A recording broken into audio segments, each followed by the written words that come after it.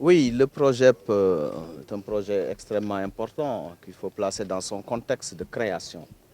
Souvenez-vous, en 2012, avec les inondations que le Sénégal a eu à vivre, avec des situations catastrophiques et dramatiques, son Excellence M. Macky Sall, président de la République du Sénégal, a mis en œuvre le plan décennal de lutte contre les inondations. Et dans ce volet-là, le projet, qui est un programme donc, de gestion des eaux pluviales, et qui concernait plusieurs départements, notamment Pikine et Guédiawaye, a eu à faire un travail remarquable que nous avons pu vérifier sur le terrain.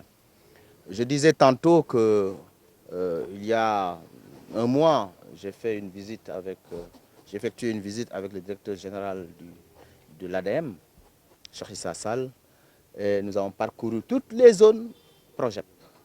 Et nous avons vu avec satisfaction, et en présence des maires concernés, que le projet a réglé définitivement les questions d'inondation, que ce soit à Pikine, à Guédiawaye. J'ai été frappé par Dalifort, Cité Soleil, qui en 2012, personne ne pouvait entrer pendant la saison de l'hivernage et qui aujourd'hui est complètement libéré des eaux grâce à l'intervention du projet. Donc le projet est un excellent projet.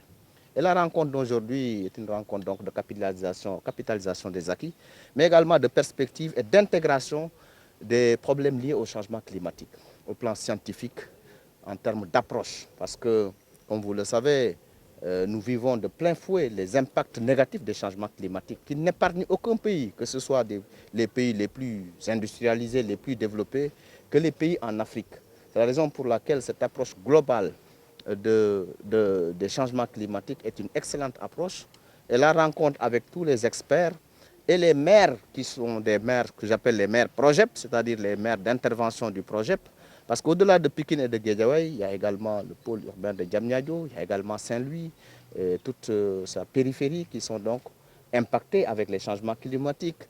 Les régions côtières, vous savez, le drame vécu par les pêcheurs de Saint-Louis, et grâce à l'intervention du président Macky Sall, un programme structurant est en train de se mettre en œuvre, qui est le SERP, avec des relogements des populations. Donc de tout cela, les équipes, les experts vont discuter pendant 3-4 jours. Et des conclusions, nous sommes persuadés que ces conclusions donc, vont être tout bénéfice pour ceux qui ont assisté à cette formation et qui vont l'appliquer une fois de retour dans leur terroir.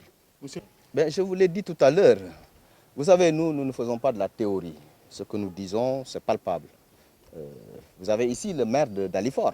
Posez-lui la question, comment le projet a impacté les populations de Dalifort. C'est un seul exemple que je donne comme ça. Et c'est valable dans toute la zone d'intervention du projet.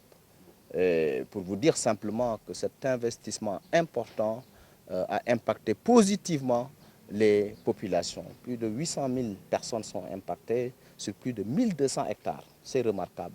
Vous savez, là, le directeur général de l'ADM est là. Ce sont des projets qui ont une durée de vie. On ne peut pas continuer à faire... les questions, on les concentre sur les zones les plus impactées. Et aujourd'hui, il y avait une expérience donc, sur Pikine, Guédiawaye, et actuellement sur Saint-Louis, et certainement sur Diamniadio.